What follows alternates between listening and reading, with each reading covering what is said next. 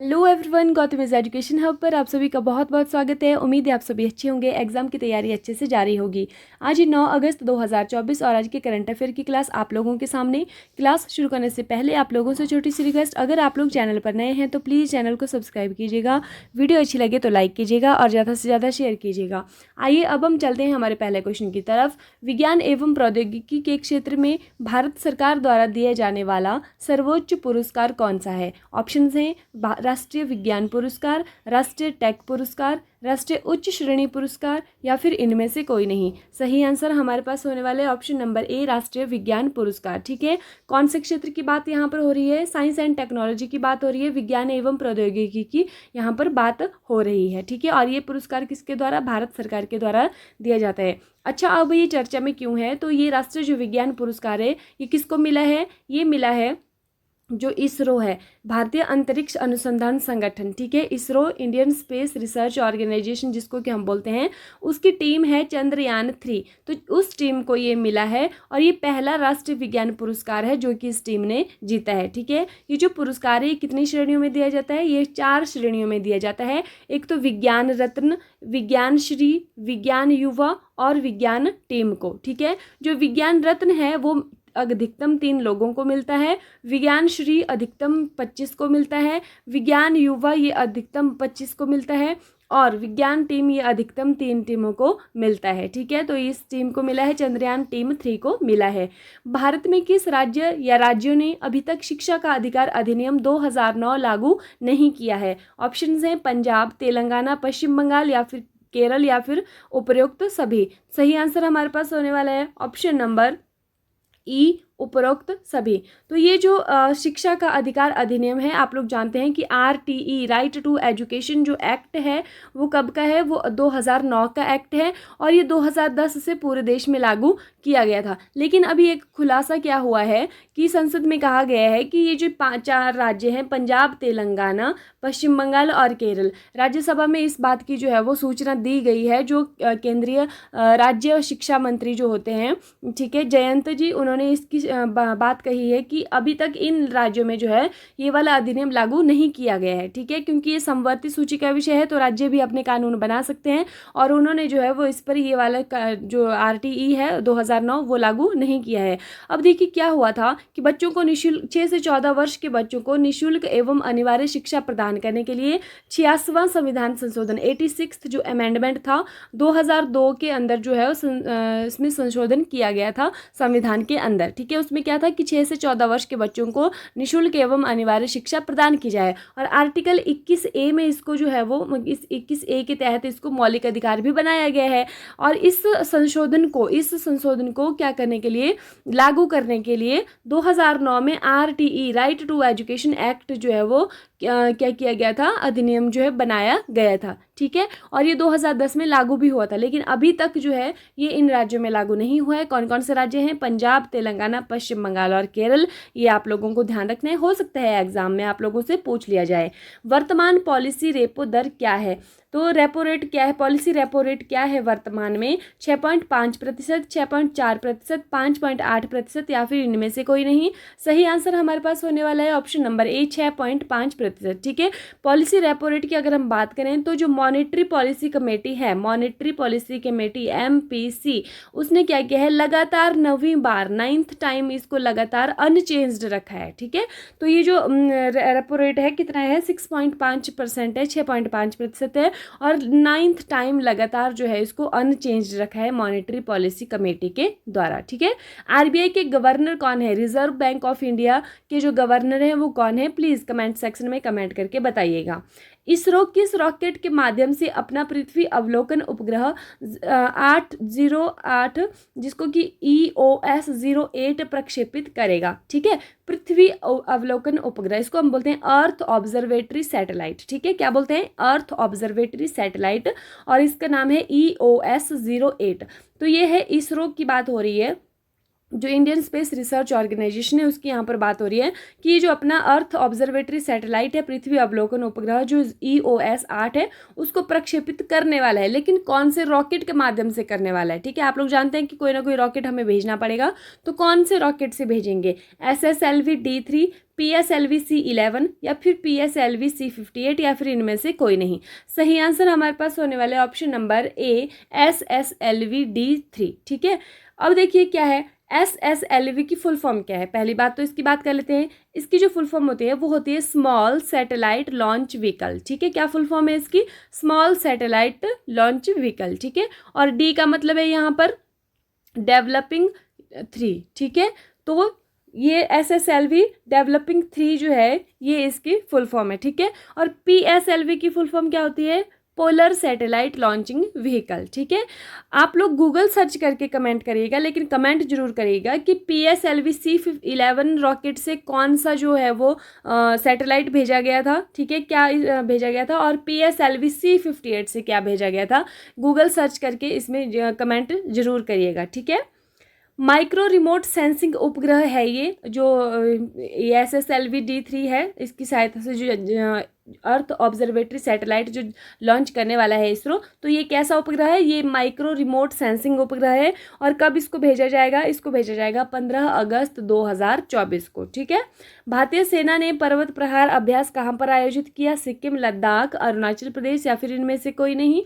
सही आंसर हमारे पास होने वाला है ऑप्शन नंबर बी, लद्दाख में। ठीक है, कौन सा ऑपरेशन, कौन सा अभ्यास किया है, पर्वत प्रहार अभ्यास किया है। ठीक है, तो ये जो है भारतीय वायुसेना, अगर हम दिवस की बात करें तो कब मनाया जाता है, ये हर साल 8 अक्टूबर को मनाया जाता है। ये भी आप लोगों को ध्यान रखना है। ठीक है, हाल ही में किस राज्य ने स्थानीय निकाय चुनाव लड़ने हेतु व्यक्तियों के लिए 2 बच्चे वाली नीति को खत्म किया। ऑप्शन है उत्तर प्रदेश, तेलंगाना, मध्य प्रदेश या फिर आंध्र प्रदेश। सही आंसर हमारे पास होने वाला है option number D, Andhra Pradesh. तो वहां पर क्या रूल बनाया गया था, 1994 में एक नियम वहां पर बनाया गया था कि वहां पर स्थानीय निकाय के अगर चुनाव लड़ने हैं तो व्यक्तियों के क्या होना चाहिए, 2 बच्चे से ज़्यादा जो बच्चे हैं वो नहीं होने चाहिए। ठीक है, इस वजह से क्या हो गया, वहां पर जो पॉपुलेशन है अब वो कम हो गई। ठीक है, और वहाँ पर जो बच्चों मतलब युवा की पॉपुलेशन कम है और जो बूढ़े लोग हैं उनकी पॉपुलेशन ज़्यादा हो गई है। ठीक है, और इस वजह से देखा जा रहा था कि आने वाले समय में जो है वो युवा लगभग ख़त्म ही होने वाले थे।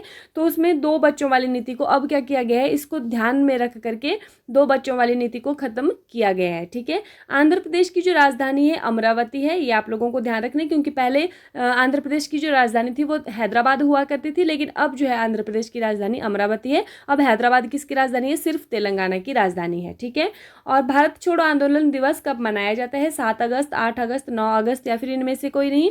सही आंसर हमारे पास होने वाले हैं 8 अगस्त को मनाया जाता है। ठीक है, कुछ बुक्स में हमने पढ़ा है कि 9 अगस्त 1942 को जो है वो क्या भारत छोड़ो आंदोलन जो है वो महात्मा गांधी के द्वारा चलाया जाता है। ठीक है, इसमें थोड़ा सा कॉन्ट्राडिक्टरी, लेकिन फिर भी 8 अगस्त या 9 अगस्त में से जो भी आपके एग्जाम में आता है, दोनों ऑप्शंस कभी नहीं आएंगे, या 8 अगस्त आएगा या 9 अगस्त आएगा। लेकिन अभी मुझे रिसेंटली मिला ये कि 8 अगस्त को जो है ये शुरू किया गया था। ठीक है, तो भारत छोड़ो आंदोलन दिवस जो है वो कब मनाया जाता है, 8 अगस्त को मनाया जाता है। मोस्टली कुछ लोग बोलते हैं कि ये 9 अगस्त को जो है शुरू हुआ था। ठीक है, तो भारत छोड़ो आंदोलन शुरू कब हुआ था, 1942, और इसको हम अगस्त क्रांति के नाम से भी जानते हैं। ये भी आप लोगों को ध्यान रखना है, एग्जाम में हो सकता है पूछा जाए कि अगस्त क्रांति की शुरुआत कब हुई थी, तो ये कब हुई थी, 8 अगस्त 1942 को हुई थी, या फिर अगर आपके ऑप्शन में 9 अगस्त है तो 9 अगस्त 1942 को हुई थी। ठीक है, पेरिस ओलंपिक 2024 में भाला फेंक में गोल्ड मेडल जीतने वाले अरशद नदीम किस देश से संबंध रखते हैं। तो देखिए,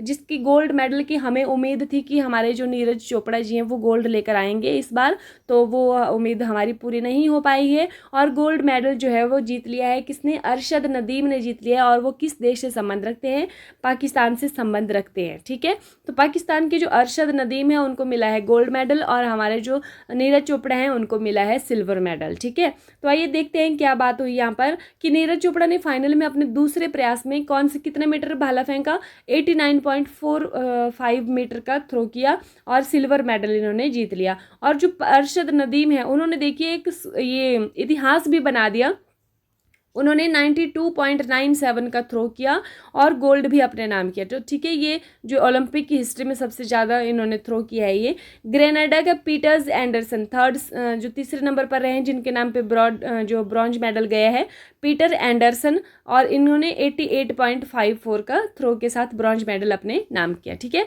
तो इसमें इंपॉर्टेंट क्या है हमारे लिए, एक तो गोल्ड किसने जीता है और दूसरा सिल्वर, जो नीरज चोपड़ा है उन्होंने सिल्वर जीता है। और हाँ, एक यहाँ पर ये पूछ सकते हैं कि कितना मीटर थ्रो किया है, जैसे कि नीरज चोपड़ा ने कितना किया है और गोल्ड जीतने वाले अरशद नदीम इन्होंने कितना मीटर थ्रो किया, तो ये आप लोगों को ध्यान रखना है। भारतीय पुरुष हॉकी टीम ने 2024 पेरिस ओलंपिक में किस टीम को हराकर कांस्य पदक जीता? स्पेन, पोलैंड, पाकिस्तान या फिर इनमें से कोई नहीं? सही आंसर हमारे पास होने वाले ऑप्शन नंबर ए, स्पेन। ठीक है, तो भारतीय पुरुष हॉकी टीम ने अभी ओलंपिक में क्या जीता है? कांस्य पदक जीता है, ब्रोंज मेडल जीता है। तो ये जो ब्रोंज मेडल जीता है ये किसको हराया है? स्पेन को हराया है और 2-1 से हराया है। ठीक है, हाल ही में SBI का नया अध्यक्ष किसे नियुक्त किया गया है? CS रेड्डी, विकास लखेरा, राजीव शुक्ला या फिर इनमें से कोई नहीं? सही आंसर हमारे पास होने वाला है CS रेड्डी। ठीक है, SBI state bank of India. ठीक है, तो ये आपको ध्यान रखना है कि इनको हेड चुना गया है। अब एक कल की क्लास का रिवीजन, किस भारतीय पहलवान को अधिक वजन होने के कारण 2024 पेरिस ओलंपिक में अयोग्य घोषित कर दिया है? तो किसको किया है? ये किया है विनेश फोगाट को। 300 ग्राम जो है वो इनका वजन ज़्यादा निकल गया है, तो इस वजह से इनको अयोग्य घोषित किया गया। और अभी न्यूज़ में क्या है कि इन्होंने क्या कर दिया है, संन्यास ले लिया है कुश्ती से। और ठीक है, बहुत दुखी होकर इन्होंने कहा कि मैं कुश्ती जीत गई और मैं हार गई, तो अब इन्होंने संन्यास भी ले लिया है। ठीक है, संन्यास की घोषणा कर दी है। प्रथम बिम्स्टेक व्यापार शिखर सम्मेलन की बैठक कहां पर आयोजित की गई थी? तो ये कहां पर हुई है? ये हुई है नई दिल्ली के अंदर। ये भी आपको ध्यान रखना है। हाल ही में किस भारतीय को फिजी के सर्वोच्च नागरिक पुरस्कार companion of the order of Fiji से सम्मानित किया गया? तो ये द्रौपदी मुर्मू जी, हमारी राष्ट्रपति, जो कि वहां के दौरे पर गई थी। राष्ट्रीय हथकरघा दिवस कब मनाया जाता है? तो ये मनाया जाता है 7 अगस्त को। ठीक है, नेक्स्ट हमारे पास आता है किस भारतीय कंपनी को पहली बार 2024 फॉर्च्यून ग्लोबल 500 सूची में शामिल किया गया? तो पहली बार, फर्स्ट टाइम की अगर हम बात करें तो किसको किया गया है? ये HDFC को किया गया है। और अगर हम बात करें कि इसमें जो है वो टॉप पर कौन सी है भारत की कंपनी, तो वो है रिलायंस। और कौन सा नंबर है इसका? 86 नंबर पर ये है। ठीक है, भारत का पहला GI टैग अंजीर जूस किस देश को निर्यात किया गया? तो ये किया गया है पोलैंड को। नेक्स्ट है, भारत किसकी सहायता से हरित राजमार्ग बनाएगा? तो ये वर्ल्ड बैंक की सहायता से बनाने वाला है। और वर्ल्ड बैंक का मुख्यालय कहाँ पर है? वर्ल्ड बैंक का मुख्यालय है वॉशिंगटन DC, जो कि अमेरिका के अंदर है। ये भी आप लोगों को ध्यान रखना है। राष्ट्रीय भाला फेंक दिवस 2024 कब मनाया गया था? तो 7 अगस्त को, जो नीरज चोपड़ा जी ने गोल्ड जीता था, तो इस बार इन्होंने सिल्वर जीता है। ये भी आपको ध्यान रखना है। हाल ही में किसे SA20 लीग का दूत नियुक्त किया गया? मतलब जो साउथ अफ्रीका में 20 लीग होने वाली है, उसका जो एम्बेसडर है वो किसको नियुक्त किया गया है? वो दिनेश कार्तिक को किया गया है। ठीक है, बांग्लादेश की अंतरिम सरकार के प्रमुख कौन नियुक्त हुए हैं? तो कौन हुए हैं? ये मोहम्मद यूनुस हुए हैं। और ये जो मोहम्मद यूनुस है, ये क्या है? इन्होंने जो है वो नोबेल पुरस्कार जीता है। और स्टूडेंट्स की मांग थी कि इनको क्या बनाया जाए? अंतरिम सरकार का हेड बनाया जाए। ठीक है, लास्ट वीडियो का क्वेश्चन आप लोगों से पूछा गया था कि वर्ष 2025 में पुरुष क्रिकेट एशिया कप की मेजबानी कौन सा देश करने वाला है? तो सही आंसर दिया था भारत। और जिसने भी आंसर किया है, बहुत सही आंसर किया है, और उसका आंसर होने वाला है भारत। ठीक है, और 2027 में कौन करने वाला है? बांग्लादेश करने वाला है। ठीक है, आज की वीडियो का क्वेश्चन आप लोगों के सामने, दुनिया के पहले होलोग्राफी नोट कौन सा देश लॉन्च करेगा? न्यूजीलैंड, ऑस्ट्रेलिया, जापान या फिर इनमें से कोई नहीं? सही आंसर हमारे पास क्या होने वाला है, ये आप लोग कमेंट करके बताएंगे। इन सभी ऑप्शंस में से सही आंसर कौन सा है? ठीक है, तो व्हाट्सएप ग्रुप का लिंक अगर आप लोग ज्वाइन होना चाहते हैं तो डेली PDF आप लोगों को वहां पर मिलने वाले हैं। डिस्क्रिप्शन से आप लोग लिंक में ज्वाइन हो सकते हैं। ठीक है, इसी के साथ आज की क्लास समाप्त होती है। Thank you and have a nice day. खुश रहिए, अपना ख्याल रखिए और अपनी तैयारी को डे बाय डे मजबूत रखिए।